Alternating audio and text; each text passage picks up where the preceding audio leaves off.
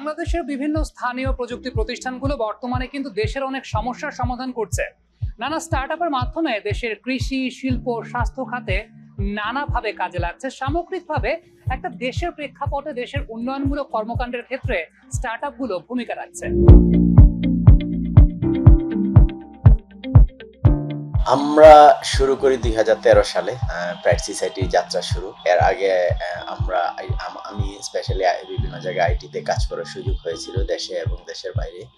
2013 সালে আমরা আসলে শুরু করি এবং আমি এবং আমার সাথে আমার কিছু এক্স কলিগ নিয়ে আসলে প্রাইড সোসাইটি যাত্রা শুরু। আজকে এক যুগ আমরা কাজ করতেছি।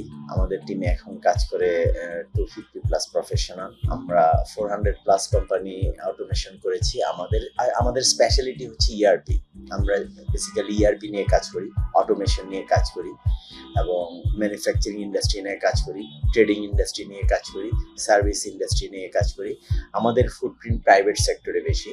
আমাদের রেভিনিউর 60% আসে প্রাইভেট সেক্টর থেকে, 30% আসে ইন্টারন্যাশনাল মার্কেট থেকে এবং 10% বিলো 10% আসে হচ্ছে গভর্নমেন্ট সেক্টর থেকে।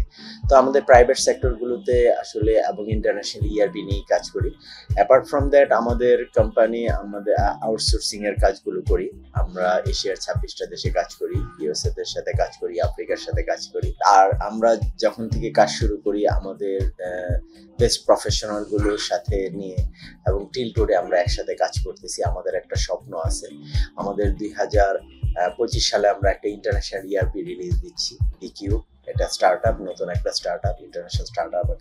8টা ল্যাঙ্গুয়েজে আসতেছে এবং এটা প্রথমে এসিং ভার্সনটা রিলিজ হবে, তারপর এন্টারপ্রাইজ ভার্সন রিলিজ হবে।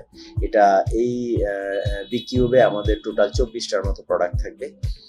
এখানে SME ERP, enterprise ERP, POS থাকবে, সিআরএম থাকবে, এইচআর থাকবে। ইন্ডিভিজুয়ালি সবগুলো প্রোডাক্ট যে কেউ সাবস্ক্রাইব করতে পারবে সার্ভিস মডেলে।